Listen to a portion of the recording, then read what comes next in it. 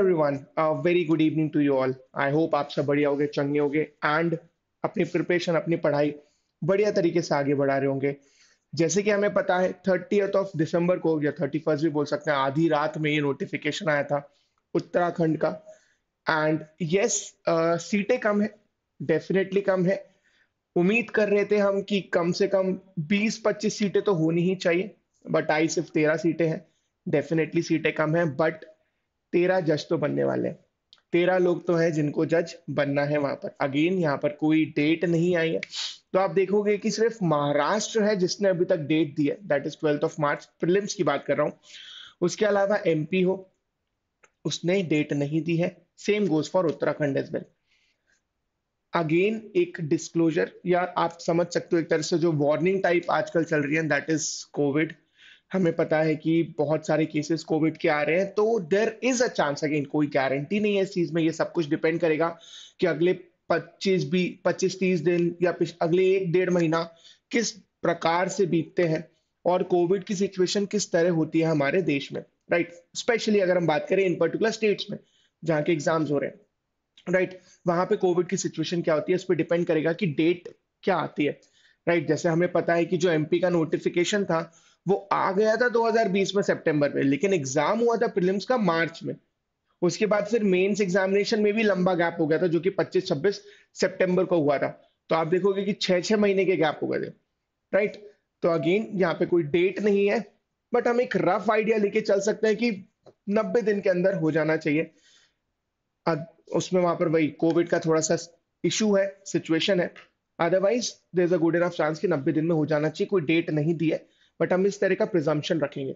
अब जब हम बात करते हैं उत्तराखंड की, तो ये भी बात करना जरूरी है कि दिल्ली और यूपी का क्या, वहां की भी वैकेंसी अवेटेड है, कभी भी आ सकते हैं। यूपी का एक थोड़ा सा इशू है, वो है चुनाव का। जब तक चुनाव नहीं होते, मुश्किल लग रहा है कि वैकेंसियां चुनाव के बाद ही जो होगा वो होगा। दिल्ली की वैकेंसी यस अवेटेड है, और हो सकता है आ जाए 1-2 महीने में। अगेन वहां पे वो कोविड वाला सिचुएशन तो है ही। इसके अलावा यूपी की बात करें, उत्तराखंड की बात करें, ये जो वैकेंसी है उन लोगों के लिए बहुत बढ़िया है जिन्होंने यूपी टारगेट करना है। जो यूपी देने वाले हैं उनके लिए बहुत बढ़िया प्रैक्टिस सेशन टाइप हो जाएगा, नेट प्रैक्टिस हो जाएगी उत्तराखंड से। सिलेबस काफी हद तक सेम है। जीके की इंपॉर्टेंस, मैं यहाँ पर यही बोलना चाहूंगा कि जो जीके की इंपॉर्टेंस है वो यूपी में भी बहुत ज्यादा है, और वो यूके में भी बहुत ज्यादा है, उत्तराखंड में भी बहुत ज्यादा है। तो चलिए पूरे नोटिफिकेशन को समझते हैं, क्या आया है, किस तरह से जा सकते हैं हम, एंड नोटिफिकेशन में बोला क्या गया है। एंड उससे पहले yes, we are launching uh MPCJ batch, preliminary examination के लिए हम बैच लॉन्च कर रहे हैं। क्रैश कोर्स है ये स्टार्ट होने वाला है from 10th of January. 2 classes होंगी रोज 1.5 घंटे की, ओवर 5 दिन, 5 days अ वीक होगा। And yes, this would be a 75 days batch, right. तो पूरी तरीके से प्रिपेयर करवाया जाएगा आपको प्रीलिम्स के लिए एमपी के। एंड ये स्टेट स्पेसिफिक बैच है जहां पे हम एमपी का क्रैश कोर्स आपको करवाने वाले हैं। अब हम आते हैं हमारे नोटिफिकेशन में, जो कि आपको दिख रहा होगा आई होप क्लियरली, ठीक है। चलिए, ये आया 31 दिसंबर, वही आधी रात में आया है। एंड एंड यहाँ पर जो डेट है, लास्ट डेट, वो है 20 जनवरी। लास्ट डेट दी है एप्लीकेशन भरने की। यहाँ पर आप याद रखिएगा, जो एमपी का है वो भी 27 जनवरी है शायद। हाँ, 27 जनवरी है। तो कई सारे डेट्स हैं जो आसपास में भिड़ेंगे बोल सकते हैं, ठीक है। तो मैसअप मत कीजिएगा। अगर आप श्योर हैं कि आपने ये स्टेट जुडिशरी का एग्जामिनेशन देना है, तो लास्ट डे का वेट मत कीजिएगा, पहले ही पेपर, पहले ही फॉर्म भर दीजिएगा, राइट। चलिए, यस, लास्ट डेट दिया गया है तो उसमें सच कोई दिक्कत नहीं है। हम जाते हैं सीधे वैकेंसी पे, कितनी सीट्स आई है। तो जनरल कैंडिडेट्स के लिए हैं 11 सीटें, उसमें से 3 का डिवीजन है जो कि है उत्तराखंड की महिलाओं के लिए, राइट। तो 3 सीटें वहां पर कम हो रही हैं, तो आप बेसिकली यहाँ पर 8 मान सकते हो। जो इन कैटेगरी में नहीं आ रहे हैं उनके लिए बात कर रहे हैं। एससी एसटी को कोई सीट नहीं दी गई है। ओबीसी के लिए 1 सीट है, और ईडब्ल्यूएस की 1 सीट है। टोटल सीटें 13 है, राइट। तो हम यहाँ पे मान सकते हैं कि जो जनरल की सीट है वो मोर और लेस 8 ही सीट हमें मानना चाहिए। बट यस, अगर आप बहुत ज्यादा प्रिपेयर्ड नहीं हो यूपी के लिए, एक नेट प्रैक्टिस टाइप चाहिए, प्रैक्टिस सेशन टाइप चाहिए, तो ये एक बहुत अच्छा एग्जामिनेशन हो जाएगा आपके लिए प्रिपेयर करने के लिए। उसी तरीके से पढ़िए, जितना आप अच्छे से पढ़ सकते हैं और जितना ज्यादा आप कवर कर सकते हैं उतना ज्यादा कवर कर लीजिए, क्योंकि यहाँ पर एक जो सब्जेक्ट है जिसपे सबसे ज्यादा ध्यान देना है वो है GK. GK is a deciding factor है। लॉ एक ऐसा सब्जेक्ट है जो मोर और लेस सब कर ही लेते हैं, वहां पर इतनी ज्यादा डिस्टरबेंस नहीं होती है, इतना ज्यादा डिविएशन नहीं होता है रैंक्स में। लेकिन जब जीके की बात होती है तो वो सिग्निफिकेंट गैप नहीं रहना चाहिए, राइट। ऐसा नहीं हो सकता कि प्रीलिम्स में अगर जीके का पेपर 50 नंबर का है, जीके का पार्ट 50 नंबर का है, तो वहां पे एक व्यक्ति के 10 नंबर आ रहे हैं और एक के 40 आ रहे हैं, वो गैप जो हो गया ना, तो उसको लॉ से कवर करना मुश्किल हो जाता है। तो जीके पे भी अच्छा खासा फोकस करना जरूरी है, क्योंकि मेंस में भी आना है और यूपी में भी आना है। तो जो लोग यूपी टारगेट कर रहे हैं बिल्कुल पेपर दीजिएगा और बढ़िया तरीके से जीके प्रिपेयर कीजिए along with the law subjects. आगे बढ़ते हैं। Yes, essential educational qualifications, bachelor of law from university established by the law in Uttarakhand और by any other university of India, basically जो रिकॉग्नाइज्ड होनी चाहिए उस तरह की यूनिवर्सिटी यहाँ पर होना चाहिए। हिंदी आपको आना चाहिए और आपको बेसिक नॉलेज होना चाहिए ऑफ कंप्यूटर ऑपरेशन भी। ऐसा क्यों है ये हम आगे देखेंगे, कि प्रैक्टिकल नॉलेज भी होना चाहिए, सिर्फ रटा रटाया ज्ञान काम नहीं आएगा, आपको थोड़ी सी प्रैक्टिकल नॉलेज भी होनी चाहिए। ठीक है। आयु की बात करें, एज की बात करें, तो 22 साल की आपकी एज होना चाहिए। 22 से लेकर 36 तक के लोग एलिजिबल है। यूजुअली हम देखते हैं 21 से लेकर 35 होता है, बट यहाँ पे थोड़ा 1 साल बढ़ा दिया गया है दोनों ही साइड से, और 22 और 36 कर दिया गया है। एंड ये भी बता दिया कि जिनका जन्म 2 जुलाई 1985 के पहले हुआ है वो नहीं दे सकते, और जिनका जन्म 1 जुलाई 1999 के बाद हुआ है वो भी नहीं दे पाएंगे। चलिए आगे बढ़ते हैं। यस, दो पार्ट में डिवाइड है। जब हम बात करते हैं प्रीलिम्स की, तो this will be divided in two parts. Part one would be GK, 50 number का है, और पार्ट टू है लॉ, जो कि है 100 नंबर का। यहां पर बात की जाए लॉ की, सिर्फ प्रीलिम्स की अगर हम बात करें, तो बहुत कम सब्जेक्ट्स आते हैं। मेंस में आप देखेंगे तो झड़ी लग गई है, बहुत सारे सब्जेक्ट्स हैं, बट प्रीलिम्स में बहुत ही लिमिटेड सब्जेक्ट्स पूछे गए हैं। इसके बारे में हम अभी डिटेल में चर्चा करेंगे। मेंस का आप देखेंगे तो यहाँ पर प्रेजेंट डे, अगेन ये करंट अफेयर्स ही है, नथिंग बट करंट अफेयर्स, जो कि 150 नंबर का आएगा। लैंग्वेज है जहां पर ट्रांसलेशन होगा, Hindi to English, English to Hindi. फिर वहां पर प्रिसी राइटिंग भी है, substantive law, evidence and procedural, revenue and criminal, जो रिवेन्यू लॉज है, और जो क्रिमिनल है दैट इज आईपीसी, वो पूछा जाएगा। For basic knowledge of computer operation, practical examination, तो यहां पर आपने लिखना नहीं है। अगर आप याद करके जा रहे हैं, अगर आप सिर्फ सोच रहे थे कि मैं सिर्फ काम कर लूंगा, रट लूंगा और लिख लूंगा काम हो जाएगा, नहीं। You need to have some practical knowledge. बहुत बेसिक चीजें हैं। अगेन कोई ऐसा नहीं है कि आपने बहुत ज्यादा कंप्यूटर के बारे में ज्ञान होना चाहिए, बहुत ज्यादा यूज आना चाहिए तो ही हो पाएगा, नहीं। बेसिक चीजें पूछी गई है, एक्सेल हो गया, वर्ड हो गया, ये सारी चीजें आएंगी। एंड वाइवा, 100 नंबर का, वो भी अच्छा खासा वेटेज यहाँ पर है वाइवा का भी। चलिए आगे बढ़ते हैं। यस, यहाँ पर हम अगर आए तो हमें सब्जेक्ट्स पता चलेंगे। अगेन 150 नंबर का है, 50। पार्ट टू होगा 150 नंबर का। पार्ट वन जो है हमारा जीके का, वो 50 नंबर का है। जीके में अगेन आप देखोगे कि जो वर्ल्ड अफेयर्स है, करंट अफेयर्स तो आना ही है, इंटरनेशनल अफेयर्स हो गए, जो हमारे नेशनल अफेयर्स हैं वो पूछे जा सकते हैं, कॉन्स्टिट्यूशन से रिलेटेड पूछे जा सकते हैं, राइट, जिस पॉलिटी बोलते हैं, पॉलिटी से भी प्रश्न पूछे जाएंगे। तो ओवरऑल पूरा जीके आना है, एंड इसकी प्रिपरेशन बहुत जरूरी है, स्पेशली करंट अफेयर्स की, क्योंकि वो मेंस में भी आएगा। तो हमारे देश में क्या चल रहा है, पिछले 8-10 महीनों में क्या हुआ है, इवेंट्स क्या हुई है इंपॉर्टेंट, उन सारी चीजों की जानकारी, उन चीजों में ओपिनियन होना जरूरी होगा, क्योंकि इसी के बेसिस पर प्रश्न बनेंगे। जब हम पार्ट टू पे आते हैं तो वहां पर हम देखेंगे काफी कम लॉज हैं जो पूछे गए हैं, काफी कम लॉज हैं जो पूछे गए हैं यहाँ पर। जैसे यहाँ पर ट्रांसफर ऑफ प्रॉपर्टी एक्ट पूछा गया है, हिंदू लॉ, मुस्लिम लॉ। अच्छा, ट्रांसफर ऑफ प्रॉपर्टी एक्ट की जब बात करते हैं तो वो थोड़ा सा घुमा फिरा के पूछ लिया जाता है उत्तराखंड में।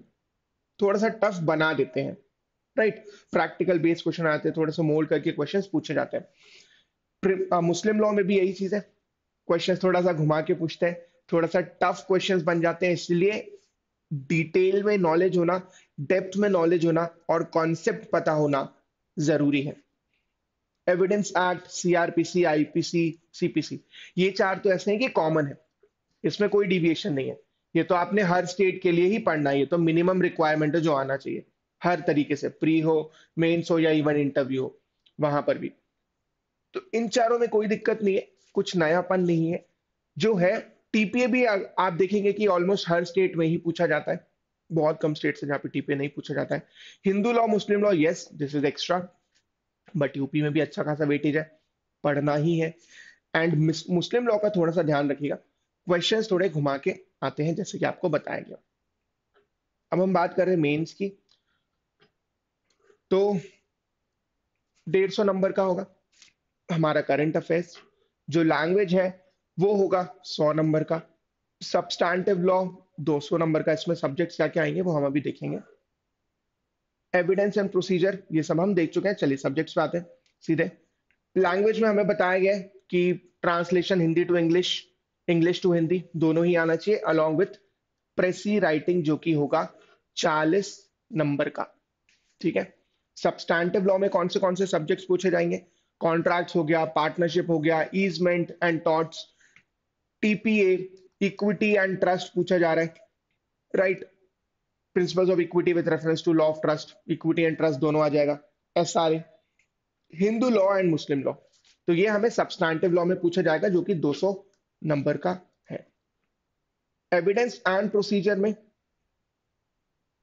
जो हमारे कॉमन है, एविडेंस, एविडेंस एक्ट हो गया, सीआरपीसी हो गया, सीपीसी हो गया, ये अच्छा, ये एक थोड़ा सा नया है, प्रिंसिपल्स ऑफ प्लीडिंग, ये भी पूछा जाएगा, राइट। तो यहाँ पे थोड़ा सा प्रैक्टिकल नॉलेज होना भी जरूरी है, वो आपको हेल्प करेगा with regard to principles of pleading, थोड़ी सी एक्स्ट्रा जानकारी वहां पर काम आएगी।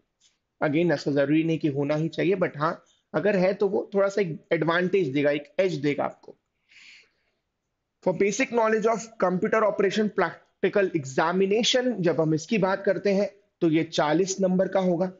जो मिनिमम नंबर आपने ऑब्टेन करना है वो है 40, राइट। जब हम मेंस की बात करते हैं तो यहाँ पर है 50, 50% होता है, राइट। कंप्यूटर के लिए 40% है, 40 नंबर आपके आने चाहिए, 1 घंटे का आपको टाइम मिलेगा। वहां पर आपको विंडोज एंड इंटरनेट बेसिक चीजें हैं, बहुत ही कुछ ऐसा हाईफाई नहीं है, कुछ ऐसा बहुत टफ नहीं है, कुछ नया नहीं है। MS Word, MS Access, MS Excel and MS PowerPoint जो हमने मोर और लेस यूज किया ही होगा, कम या ज्यादा वो थोड़ा सा एक पॉइंट है, अदरवाइज हम सब ने कभी ना कभी ये यूज किया होगा। तो ऐसा कुछ बहुत डिफिकल्ट नहीं है, बहुत इजी है और आप आराम से इसको कर सकते हैं। जो मेन चीज है, जो मेन टॉपिक है, जो डिसाइडिंग फैक्टर है वो है जीके। आप जीके को यहां पर नहीं छोड़ सकते, अगर आपने जीके को छोड़ दिया तो फिर वो एग्जाम छूट जाएगा, उसके बिना नहीं पार पा पाएंगे, क्योंकि एक तो वो प्री में है 50 नंबर का, दूसरी बात वो मेंस में भी अच्छा खासा वेटेज रखता है, तो उसको आप छोड़ ही नहीं सकते हो। प्लस जब दिया जाता है करंट अफेयर्स इतना ज्यादा वेटेज रखता है, तो इंटरव्यू में भी आपसे प्रश्न पूछे जाते हैं 100% करंट अफेयर्स के ऊपर। लीगल करंट अफेयर्स होंगे, बट हाँ डेफिनेटली कुछ ना कुछ प्रश्न पूछा ही जाता है वैसे भी, और यहाँ पे तो अच्छा खासा वेटेज भी है। जो वाइवा होगा, जो पर्सनालिटी टेस्ट होगा, पर्सनालिटी इंटरव्यू होगा आपका, वो होगा 100 नंबर का, ठीक है। तो ये एक और बात हो गई। चलिए, तो यहाँ पे आपने मेन ध्यान रखना है जीके का, जीके को आप मिस आउट नहीं कर सकते। एंड यस, काफी सारे स्टूडेंट्स ये सोच सकते हैं कि सर अगर लॉ इतना कम ही आ रहा है प्री में, तो क्यों ना सिर्फ प्री का देखें, बाकी बात की बात बाद में करेंगे, मेंस के बारे में बाद में देखेंगे, अभी सिर्फ प्री का पढ़ते हैं। वो एक आइडिया पूरी तरीके से गलत नहीं है, पूरी तरीके से गलत नहीं है, बट एक चीज समझिएगा कि जो मेजर सब्जेक्ट्स हैं उनको तो आपने करना ही करना है, उसमें तो कोई है ही नहीं दिक्कत। तो एविडेंस हो गया, सीआरपीसी हो गया, सीपीसी हो गया, आईपीसी हो गया, ये तो आपने हर जगह करना है। आप कोई सा भी जुडिशरी का एग्जामिनेशन या कोई सी भी स्टेट के एग्जाम देने का सोचे, आपने ये सब्जेक्ट्स करना ही है। इसके अलावा आप ऐसा कर सकते हो कि आप स्टार्ट करो उन सब्जेक्ट से जो प्रीलिम्स में पूछे जाने, और उनको डेप्थ में पढ़ो, क्योंकि वो सारे सब्जेक्ट्स आपके मेंस में भी है, राइट? तो एक्स्ट्रा ही होना है मेंस में, घटना कुछ नहीं है। तो जो भी आप मेंस के लिए पढ़ रहे हो, मेक श्योर कि उसको डेप्थ में पढ़ो, उसको कॉन्सेप्ट के साथ पढ़ो, ताकि प्री में भी हेल्प हो और मेंस में भी हो। एंड यहाँ पर जीके का बहुत बार बोल दिया है मैंने, बट हाँ ये जरूरी है कि जीके का स्पेशल ध्यान दीजिएगा। जितना भी आप देर पढ़ते हो उसमें से कम 30% टाइम आपने जीके को देना है, कम से कम, क्योंकि बहुत सारे लोगों की यहाँ पर, बहुत सारे एस्पिरेंट्स की यहाँ पर आदत नहीं होगी जीके बहुत ज्यादा पढ़ने की, राइट? तो उस आदत को डेवलप करने में, एंड अगर आप दे ही रहे हैं एग्जाम, आपने पता है, डिसाइड कर लिया कि एग्जाम देना ही है, तो प्लीज न्यूज़पेपर तो अभी से चालू कर दो, दैट्स द बेयर मिनिमम। ठीक है, क्योंकि इंटरव्यू में अभी एग्जाम हो भी जाता है तो करीब करीब 6 महीने टाइप है। तो न्यूज़पेपर पढ़ना, आसपास क्या चल रहा है, देश दुनिया में क्या हो रहा है, इस बात की जानकारी होना, इस बात की नॉलेज होना बहुत जरूरी है। ठीक है, so that will be it for this video. I hope समझ में आएगा। अगर कोई भी डाउट है तो आप कमेंट बॉक्स में पोस्ट कर दीजिएगा, and the team will definitely reply to it. And thank you so much, please पढ़ते रहिएगा। और भी वैकेंसीज हैं जो आने वाली है 2022 में। तो अगर आप यूके नहीं दे रहे हैं, अगर आप सिर्फ यूपी ही टारगेट कर रहे हैं, सर यूके देने का मन नहीं है, एक तो वैसे भी सीटें कम है, तो इसको इस तरीके से दीजिए कि आपका एक प्रैक्टिस हो रहा है, प्लस आपको एक एम दिख रहा है कि अगले 3 महीने में मैंने एक एग्जाम देना है। तो you will have a goal in mind, you will have a target in mind, और फिर उस तरह से आप प्रिपेयर करोगे तो ज्यादा स्पीडीली कर लोगे। यूपी की उम्मीद रखना कि यूपी एक टाइम पे आएगा सर, तब मैं अपनी पढ़ाई बहुत तेज कर दूंगा, दैट वुड बी अ वेग रीजन। और आपको उसमें डिले करने की आवश्यकता नहीं होनी चाहिए। डिले मत करिए कुछ भी, क्योंकि वैकेंसीज आएंगी, हो सकता है इकट्ठी आ जाए, हो सकता है यूपी में अच्छी खासी वैकेंसीज आ जाए, तो मिस मत कीजिएगा। अभी से पढ़ना चालू कर दो, उन सब्जेक्ट्स को पढ़ो जो थोड़ा सा नए हो जाते हैं। अगर आप सिर्फ यूपी टारगेट कर रहे हो, यूपी उत्तराखंड दोनों देखना, और जीके पे अभी से फोकस चालू कर दो। एक साथ जीके पढ़ना, बल्क में जीके पढ़ना थोड़ा सा डिफिकल्ट हो सकता है, इसलिए जीके साथ ही साथ पढ़ते रहिए, भले ही कम टाइम दीजिए लॉ से, बट हाँ जीके को भी साथ रखिए। न्यूज़पेपर तो बेयर मिनिमम है जो आपने पढ़ना है, उसके अलावा कोई एक आधी बुक उठा लीजिए और उसको पढ़ने लगिए प्रॉपर नोट्स के साथ, क्योंकि आपने जहां पर भी मेंस में आता है तो वहां पे आपको नोट्स बनाना आवश्यकता है। ठीक है, जैसे एमपी में जीके सिर्फ ऑब्जेक्टिव फॉर्म में आएगा, तो वहां पर आप क्वेश्चंस लगा लेंगे, थोड़ा बहुत पढ़ लेंगे तो सफिशिएंट हो जाएगा। बट अगर आपने मेंस में आंसर लिखना है, जैसे यूके में, यूपी में, तो वहां पर प्रॉपर नोट जरूरी है, प्रॉपर पढ़ाई जरूरी है जीके की, वहां पर तुक्का नहीं चलेगा जब हमने मेंस में लिखना है तो। चलिए इसी नोट पे, thank you so much. Session अच्छा लगा हो तो प्लीज लाइक कीजिएगा। एंड अगर आप एमपी का भी एग्जाम दे रहे हैं तो आप एमपीसीजे का जो हमारा क्रैश कोर्स है उसको ज्वाइन कर सकते हैं। उसका जो एआई सैट है वो होने वाला है 9th ऑफ जनवरी को। Thank you so much, stay safe.